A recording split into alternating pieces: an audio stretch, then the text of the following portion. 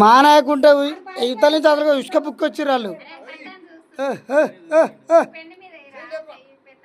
రాగా రాదు ఆయన వేస్తాడు కానీ పెద్దమ్మకు మొత్తం పెన్ను మీదనే ఉంది, ఎందుకంటే ఆ బంగారం పోతుందని.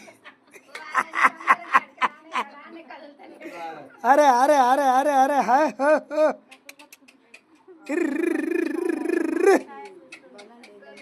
ఓయ్ ఓయ్ అమ్మో నా పిల్లగో కథలు పడతావు నా ఉప్పులు.